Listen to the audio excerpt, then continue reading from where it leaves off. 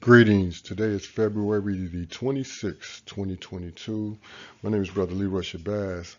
I'm in Chicago and I have some very important information concerning disaster preparedness for the entire community, black community particularly.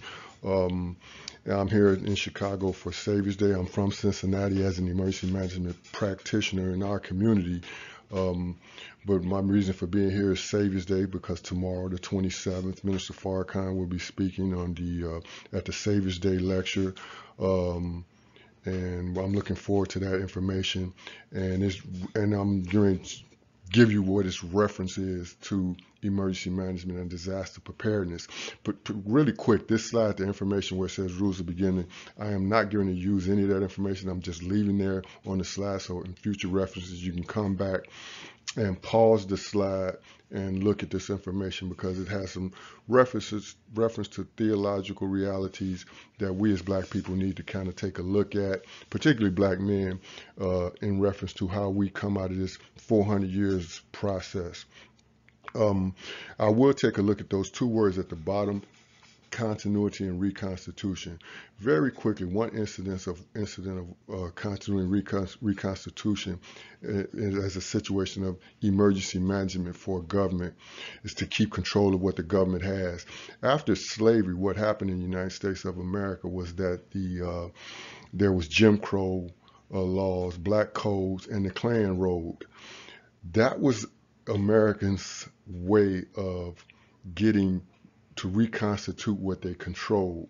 And that is a situation that is taking place right now in different levels. As an emergency management practitioner, I could take the time, which would be a long time right now, to just tell you about NIMS, the National Incident Management System, to tell you about the Federal Interagency Operation Plan, to talk about the 32 core capabilities or the 5 mission areas, but that would be very time consuming. You probably wouldn't want to hear about it, but it's a lot going on right now.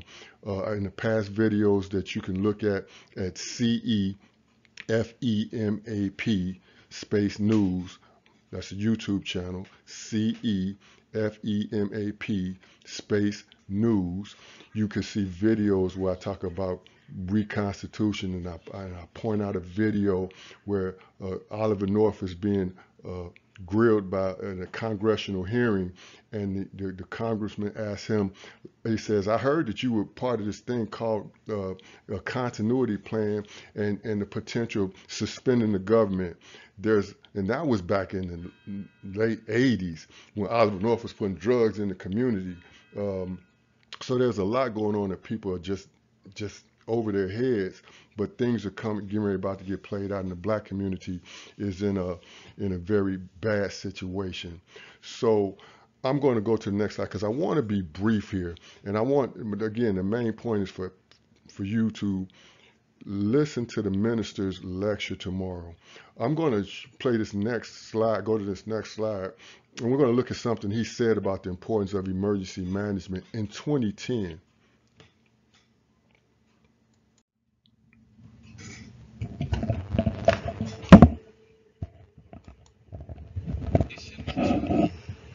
But I'm telling you, when I finish this lecture today,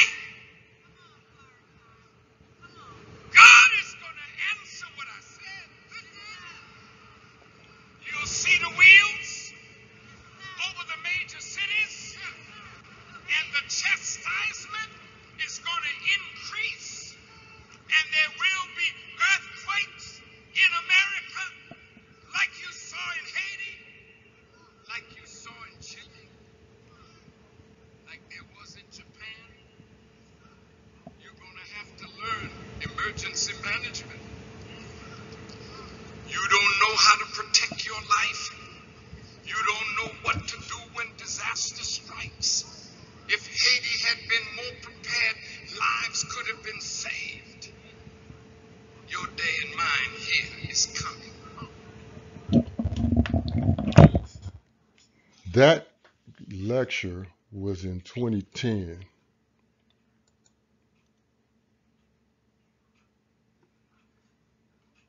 I'm trying to move forward.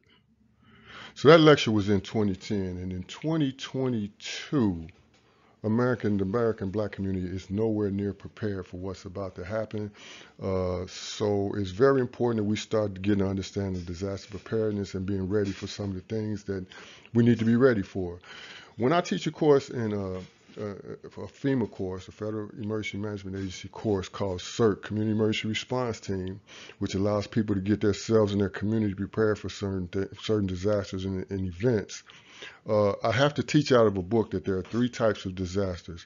There's natural disasters, technological disasters, and intentional disasters. Your natural disasters would be something you obviously know, earthquake, hurricane. Technological disaster would be something that you know about as far as an oil spill or plant explosion. When I teach about intentional disasters, they come out to be talking in the book to be about war and terrorism. But when I teach that course, I clearly teach people that white supremacy is a heavy form of war or in terrorism that has affected the black community for some period of time.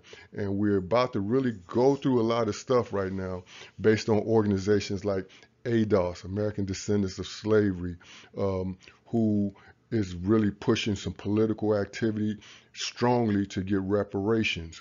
You can go to ados101.com and look at some of their videos to kind of really get a good feel of what they're doing. And there are other organizations that are out there doing things that are pushing the continuity comfortable level of the Caucasian establishments, particularly the racist Caucasian establishment. Now, also, there's a fourth cause of disaster, which is divine intervention. That is a reality that I teach when I teach the course or the CERT course, that divine intervention is a reality. And people need to really take a really clear look at that. On a website that I have, which is FEMAP.news, you can go there and find a 2015 report I did under the document section. And that's a very good report that would be helpful for information. Moving on so I can get this done again. My major thing was trying to get people to come out and listen to the minister tomorrow, the 27th, February 27, 2022. And even if you catching this video after the fact, of this 27, go look at what the minister did say on that particular day. This particular slide, and I got just two more to go, is a point that I'm making about people not being prepared. In 2014 in Cincinnati, our CERT team partnered with Metropolitan Housing, that's the public housing folks, and we began to share information with the residents because it was clear with the board of Metropolitan Housing that after 2 or 3 weeks without power or water, the residents couldn't stay there. And the reality is the residents those that need to, will be taken somewhere. And what that entails is like, it would be a lot of confusion for the residents because they don't know what they're doing unless they got CERT team understanding in their community to know what's going on, what to expect, the whole 9 yards.